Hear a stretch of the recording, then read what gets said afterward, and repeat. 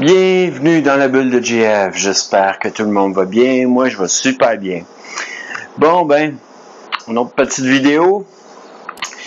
Je vais parler aujourd'hui du salut d'un croyant, d'un chrétien. Est-ce qu'on peut perdre notre salut si on vit pas selon ce qui nous est demandé et que on ballotte entre la porte d'entrée puis la porte de sortie? En voulant dire que on joue entre l'enfer puis même si on a été baptisé de l'esprit, baptisé dans l'eau et tout, en voulant dire que là, à ce moment-là, on a fait des choix dans notre vie, mais notre choix est-tu complet si notre relation n'est pas totale avec Dieu?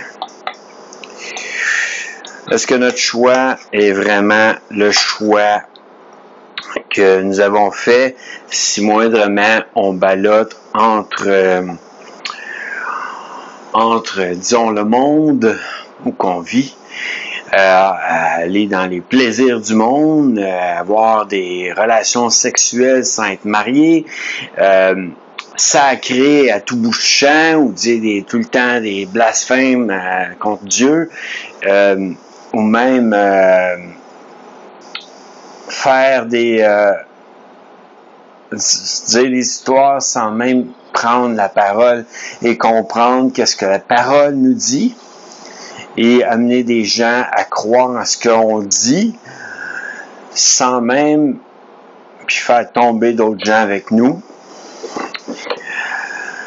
Est-ce que notre vie, puis là je mange aujourd'hui en même temps que je vous parle.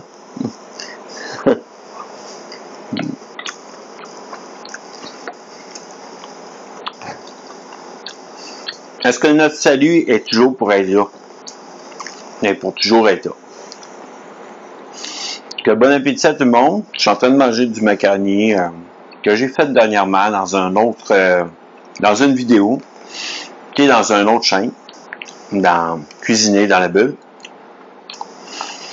Bon, mais là, le sujet, c'est, premièrement, est-ce que notre salut est pour toujours rester en nous si on fait des bêtises avec notre salut? Je vais quand même prendre l'histoire du fils prodigue parce que le fils prodigue est allé vivre dans le monde et est revenu, mais beaucoup plus sage dans sa vie, dans ses choix par la suite. En voulant dire, il a choisi de revenir au Père, puis d'avoir une certaine sagesse dans sa vie, face à tous les choix qu'il doit faire maintenant. Nous qui revenons aussi à Dieu, nos choix doivent être aussi par rapport à lui. Que c'est pas un mensonge que je vous dis, c'est que notre vie doit être mise en règle avec lui. J'ai parlé dernièrement de nous remettre en question, c'est aussi une remise en question. Est-ce que notre vie est d'aplomb avec Dieu? Est-ce que notre vie suit les principes qui sont écrits dans la parole? Est-ce que notre vie est respectueuse envers Dieu? Parce que notre salut aussi, c'est quand même la part aussi que Dieu nous regarde puis il sait que on n'agit pas tout le temps bien. Ça se peut qu'on va pécher de temps en temps, ça se peut qu'on va tomber de temps en temps,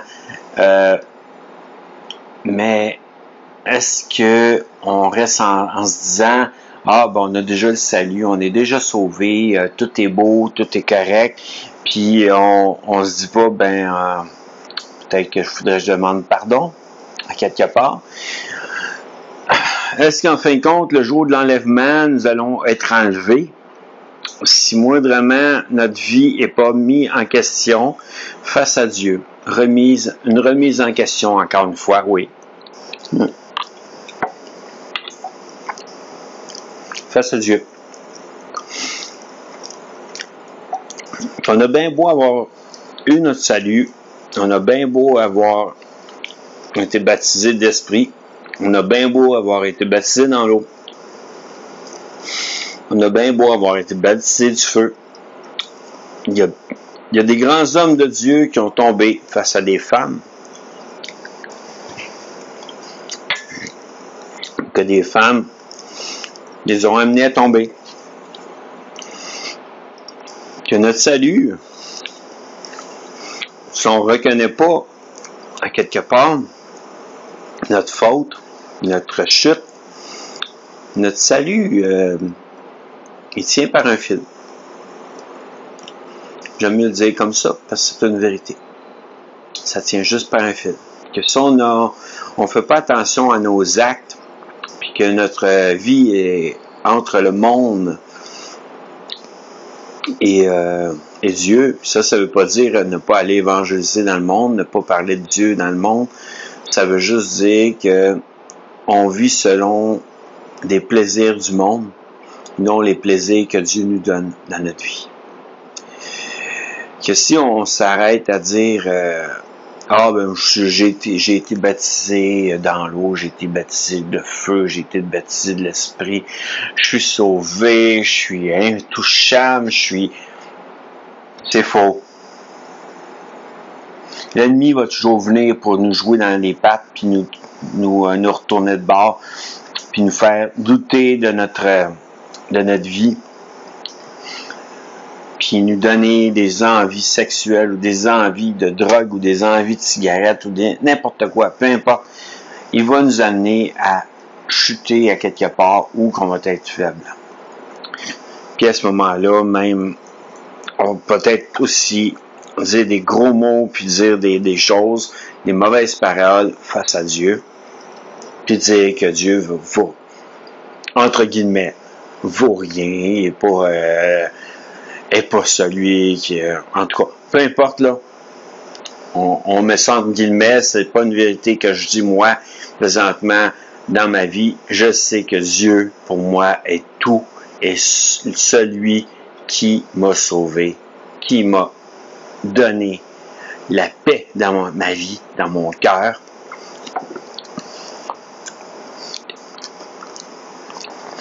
Quand si je m'arrête juste à dire, j'ai le salut, j'ai été sauvé, je suis dans un mensonge. Oui, je suis sauvé, oui, j'ai le salut, mais ça veut pas dire que je ne serai pas attaqué à nouveau dans ma vie. Et que je ne chuterai pas à nouveau dans ma vie. Je suis encore un humain, je suis encore quelqu'un qui a toujours besoin de Dieu. J'ai besoin de ma parole, j'ai besoin de prier, j'ai besoin de l'adorer, j'ai besoin de le louer à tous les jours de ma vie. J'ai besoin de pouvoir adorer mon Sauveur.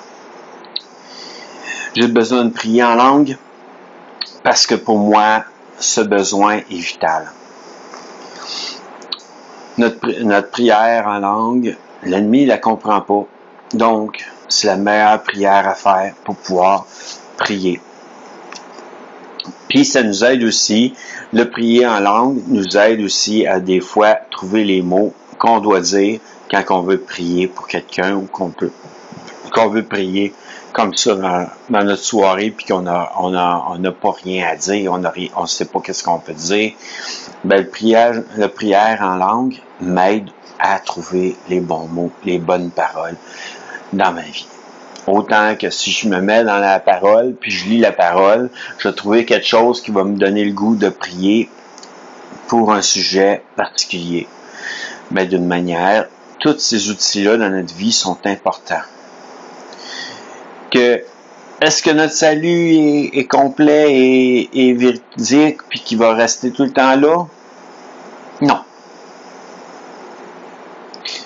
Si on ne fait pas attention à notre vie, puis on ne met pas notre vie en règle en face à Dieu, notre salut peut bien prendre son envol à un moment donné, puis nous quitter.